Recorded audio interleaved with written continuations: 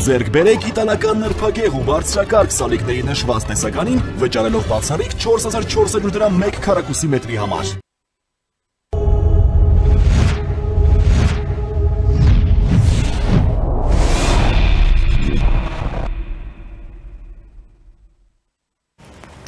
Բարև ձեզ, առաջինի եթերում մանրամասներն են, ձեզ հետ է Դավիթ Ստեփանյանը։ Մենք շարունակում ենք մեր աշխատանքը առաջինի եթերում, շարունակվում է իսրայելական հարձակումը Իրանի վրա, լսում ենք տարբեր կարծիքներ, մոդելավորում ենք տարբեր իրավիճակներ, փորձում ենք անել տարբեր վերլուծություններ, որպեսզի հասկանանք մինչև ուր այս ամենը կարող է հասնել։ Իրականում տարածաշրջանում ձևավորվել է բավականին վտանգավոր իրավիճակ, որը հղի է այդ կոնֆլիկտի, հակամարտության, աշխարհագրության լայնացման հետ, եւ այս առումով շատ կարեւոր է խոսել նաեւ այլ երկրներից մեր գործընկերների հետ։ Մեր հյուրն է, որը մեզ միացել է տեսակապով Լիբանանի Բեյրութ մայրաքաղաքից, Բեյրութի Ազդակ օրաթերթի գլխավոր խմբագիր Շահան Գանթահարյանը։ Բարև ձեզ, պարոն Գանթահարյան։ Բարև ձեզ։ Նախ այսպիսի մի հարց երևի թե տեղին է, ինչպիսին է իրավիճակը այս պահին Լիբանանում։ Գիտեք, մտահոգությունը շատ է համադարած է եւ բոլորի մտասևերումը այն էր, որ Հեզբոլլահը հանկարծ չներքաշվի այս պատերազմին, սկսված ռազմական գործողություններին, բայց պաշտոնական լրահոսը մի քանի անգամ հաղորդեց, որ կառավարությունը Հեզբոլլահին հանձնարարել է չներքաշվել պատերազմի, որը Լիբանանի հետ առնչություն չունի։ Առ այս պահը նման որևէ ռազմական շարժումներ կամ նախապատրաստումներ չկան եւ արաբոդյան ուրեմն այդ մտահոգությունը կամ համադառած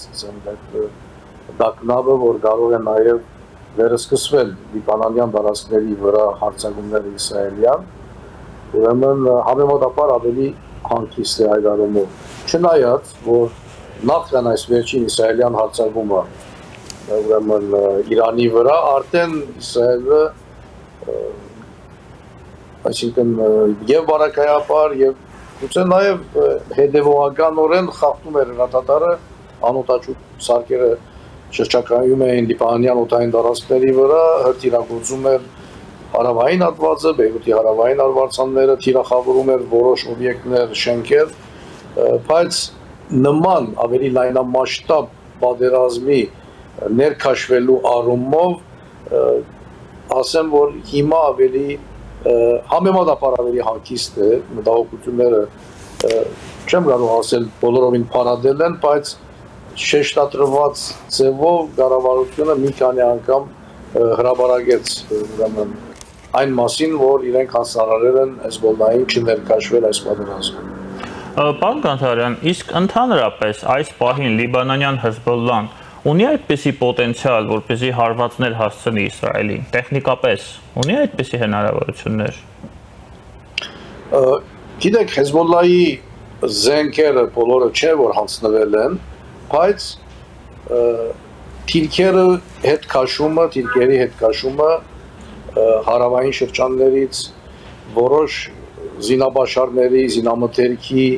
ուրեմն չեզոքացումները, բայտեցումները, հրթիռագործումները, թիրախավորումները, պետք է ասել, որ նախկին կարողականությունը չունի բնականաբար եւ թիրքային առումով եւ զինական առումով, բայց որ իր զինամթերքը չի հանձնել, դա եւս փաստ է, բայց թիրքերի հետ քաշման եւ իբրև արդյունք որոշ հարձակումների կամ այդ հարձակումների արդյունքով չեզոքացված զինտեխնիկայի փաստերը եւս ակներև են, դրա համար եմ ասում, որ նախկին Հեզբոլլահը չի իբրև պոտենցիալ, իբրև կարողականություն։ Եվս մեկ հարց իրականում արդեն իսկ հայտարարվել է, համենայն դեպս այդ մասին խոսում են, հայտարարում են իրանական ԶԼՄ-ները, որ Իրանը չի մասնակցի ԱՄՆ-ի հետ միջուկային բանակցություններին Իսրայելի հարձակումից հետո հայտնի է, որ Օմանում պետք է հերթական 6-րդ փուլը լիներ բանակցությունների հունիսի 15-ին եւ ահա Իրանը հայտարարում է, որ նրանք չեն մասնակցելու Որքանով է ըստ ձեզ ողջամիտ այսպիսի դիրքորոշումը, հաշվի առնելով, որ սա հիմա նաև կարող են օգտագործել Ամերիկայի Միացյալ Նահանգները ընդդեմ Իրանի եւ փորձել դրանով հիմնավորել ինչ-որ քայլեր Իրանի նկատմամբ, իհարկե օգուտ Իսրայելի եւ Իսրայելի կողմից։ Գիտեք, ուրեմն այնքան էլ անագնգալ չէր, որ ուրեմն 6-րդ փուլին չեն գնա, չնայած 6-րդ փուլին ընթരാճ գնալու կամ չգնալու այս պաշտոնական հայտարարությունները շատ էին եւ նաեւ խոսվում էր հավանական հարձակումների մասին, բայց ուրեմն ես կարծում եմ, որ այս վերջի հարձակումները սերտորեն առնչվել են նաեւ բանակցությունների հետ, որովհետեւ Իսրայելը չէր թաքցնում, որ ինքը անհանգիստ է Միացյալ Նահանգներ Իրան բանակցային գործընթացի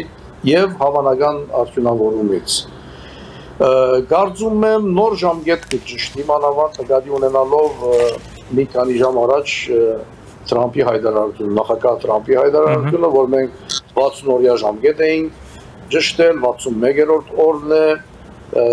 մենք ասել էինք, զգուշացրել էինք, որ հետևանքները վատ են լինելու, ուրեմն բայց խոսքի վերջում գա եւս մեկ առիթ դալու Իրանին, որովհետեւ ուրեմն համաձայնության գնա Միացյալ Նահանգների հետ։ Սա խոսում է այն հավանականության մասին, որ էլի ժամկետ կճշտվի, էլի ճնշումներ կլինեն, բանակցություններ կլինեն, ընդ որում նաև սպառնալիքներ, որտեղ սպառնալիքները եւս մաս են կազմում բանակցային գործընթացին, եւ եթե ավելի գլոբալ մեծ հայացքով նայենք, անգամ ռազմական գործողությունները մաս են կազմում այս բանակցային գործընթացին ջնշելու, որբեսի այս դեպքում Միացյալ Նահանգների ճշտած կանոններով ընտանան բանակցությունները եւ ճշտած կանոններով ուրեմն մշակված, լրամշակված փաստաթուղթ համաձայնության Իրանը ստորագրի։ Կարծում եմ, որ ընդհանուր միտումը այդ բանակցությունների վերացերնարգելն է, նոր ժամկետներ ճշտելն է եւ այդ բոլորի ընթരാճ ուրեմն ջնշելը, որպեսզի ուրեմն միագողմանիորեն ճշտված կամ ավելի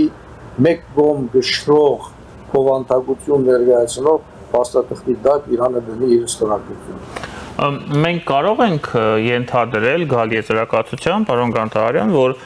Իսրայելը եւ նրա ետևում գտնվող Ամերիկայի Միացյալ Նահանգները փաստացի ձգտում են Իրանի կապիտուլյացիային։ Գիտեք, եթե ռազմական գործողությունների հաջորդականությունը նկատի ունենանք եւ արդյունքները մեծ հաշվով իրանյան պրոքսի հենակետերի չեզոքացումը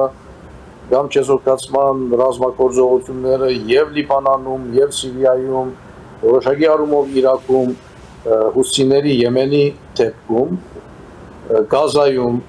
այս բոլոր պրոքսիների թույլատվումից, չեզոքացումից հետո նման համեմատաբար ավելի դարողունակ ռազմական հարձակում Իսրայելի կողմից, ուրեմն շղթայական ինչ-որ գործողությունների գաբի մասին են հուշում, փոխկապակցված այս գործողությունների շղթայի մասին են հուշում, առընթեր չմոռանալով բանակցությունները, որովհետև այս բոլորը ուրեմն զուգահեռ է, եթե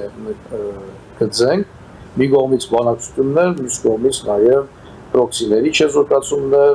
ուրեմն ավելի լայնամասշտաբ հարձակումներ եւ ժամկետների սպառման դեպքում սպառնական հայտարարություններ եւ վերջին շանս, վերջին առիթ դալու նոր հայտարարություններ։ Այս բոլորը դեղավորվում են ուրեմն մի մեծ պլանի, ուրեմն իբրև խճանկարի յուրաքանչյուրը մեկ հատված, որը կարծում եմ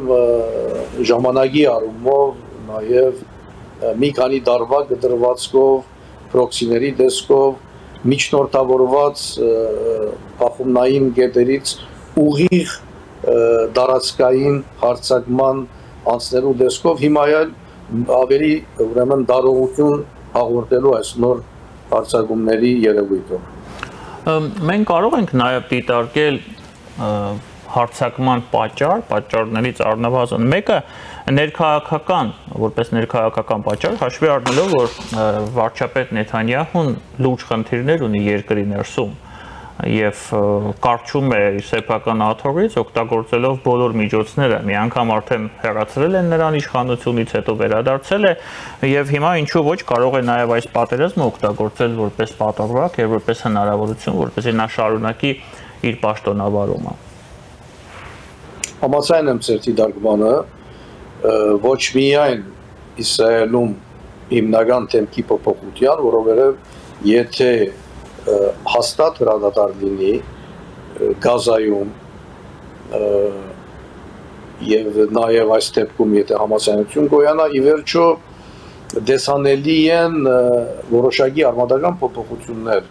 Գազայում համասազերծ Գազա պալեստինյան նոր իշխանությունների ձևավորումով մյուս կողմից նաեւ Թել Ավիվում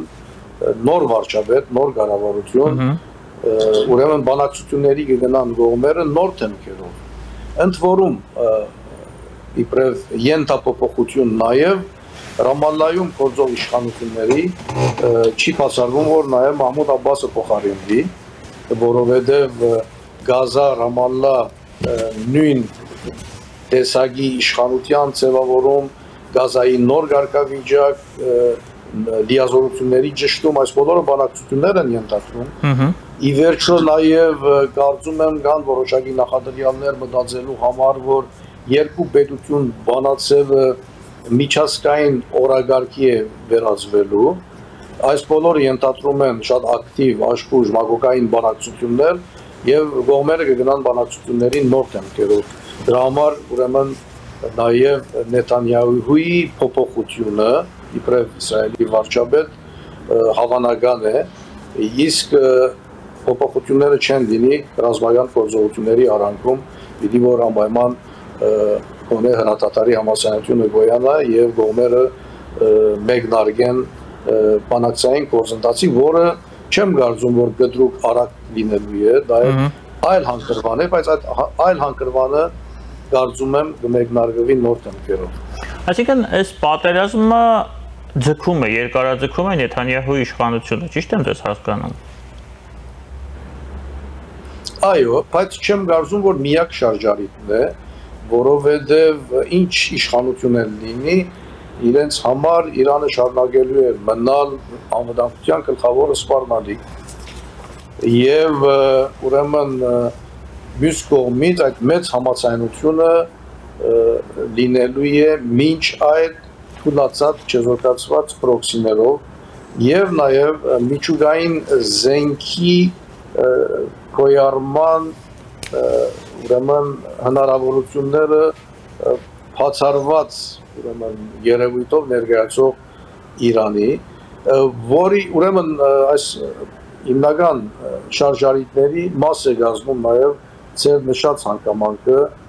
ներիսրայելյան իրավիճակը։ Այս պահին երևի թե ամենագլխավոր ինտրիգը դա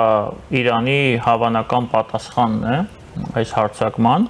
Իսրայելի իշխանությունները քաղաքացիներին հորդորում են տներից դուրս գալ միայն ծայրահեղ անհրաժեշտության դեպքում, բոլորը հիմնափողոցների մեծ մասը դատարկ է, Իսրայելը պատրաստվում է իրանական պատասխանի, այս ձեզ ընդհանրապես այդ պատասխանը լինելու է թե ոչ եւ ինչ ձև կարող, ինչ ֆորմատում կարող է լինել այդ պատասխանը։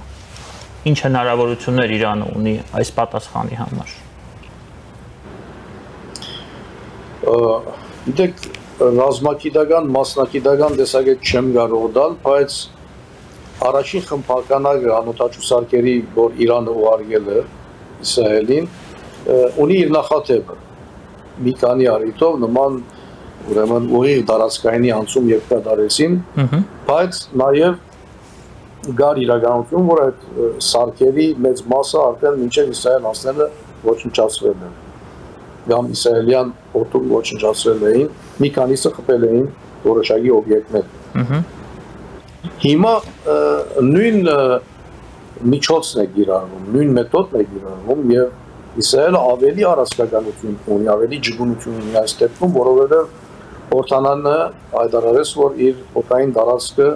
կբանա իսրայելյան օդուժի առաջ։ Ուրեմն այդ անօտաչուների մի կարևոր մասը ուրեմն կարող են արդեն մինչև իսրայելյան տարածքներ հասնելը ուրեմն չեզոքացրել նաև Հորդանանյան կամ այլ արաբական երկրների տարածքներում։ Գիտեք,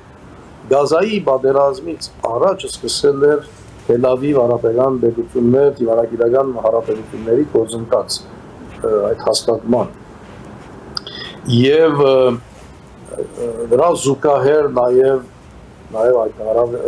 համեմատաբար ավելի նորմալ հարաբերություններին, որոնց ցուցում էր Իսրայելը, նաև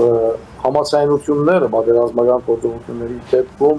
օդային տարածքներ, որոշակի բազաներ դրամատրելու առումով առավելություններ է տալիս Իսրայելին տարածաշրջանում։ Հիմա թե առաջի այս փորձից հետո դժվարանում եմ ասել, թե Իրանը ինչ արսենալ օգտագործի Իսրայելի դեմ, բայց որ պատասխաններ լինելու են, դա հաստատ է չմոռանանք նաև նշելու, որ Իսրայելը շարունակում է իր ավիահարձակումները կամ հրթիռագործումները ուրեմն Իրանի նկատմամբ։ Հետաքրքիր է, որ ժամկետի մասին էր խոսում Իսրայելի պաշտպանության նախարարությունը, ասելով, որ երկու շաբաթվա ժամանակ է պետք, որպեսզի միջուկային արդատրամասերի հիմնական ենթակառուցվածքները կարողանա քանդել, որպեսզի Իրանը ընդմիշտ կարողություն չունենա միջուկային զենք գոյացնելու, կազմելու։ Այս բոլոր անգամակները կարծում եմ պետք է նկատի ունենալ իրադարձությունների էսկալացիայի մակրծողականության հետագա զարգացման որոշ միտումները փորձեն վերլուծելիս։ Իրանը ՄԱԿ-ի անվտանգության խորհրդի արտակարգ նիստ է խնդրել Իսրայելի հարձակման պատճառով։ Ընդհանրապես ինչ դիրքորոշումներ կարող են հնչել այդ նիստի ժամանակ, որքանով է նպատակահարմար սպասել, որ Ռուսաստանը կամ Չինաստանը ՄԱԿ-ի անվտանգության խորհրդի որպես հիմնական մասնակիցներ, անդամ երկրներ կարող են Իրանի դիրքորոշմանը նպաստել, օգնել Իրանին եւ ընդհանրապես ինչ կարող է անել այս հարցում ՄԱԿ-ի անվտանգության խորհուրդը։ ՄԱԿ-ի անվտանգության խորհուրդը վերջերս նիստ էր գումարել Գազայի հարցով եւ ամերիկյան վետոն ամենից սարեցրեց սպասորեն։ Կարող է քարոզչական առումով, քաղաքական դիրքորոշումների առումով, ինչպես դուք նշեցիք, Ռուսաստանը կամ այլ պետություններ եւս թադաբարդեն, բայց կորզնաբես գասեցնելու կամ Իսրայելը թադաբարդելու եւ մանավանդ զսպումի առումով ուրեմն քայլելու թիմելու որևէ հավանականություն չեմ տեսնում, որովհետեւ կարծում եմ, որ այստեղ ամեն ինչ համաձայնեցվում է Միացյալ Նահանգների հետ։ Այսինքն կարծում եմ եւ համոզված եմ, որ Իսրայելը նման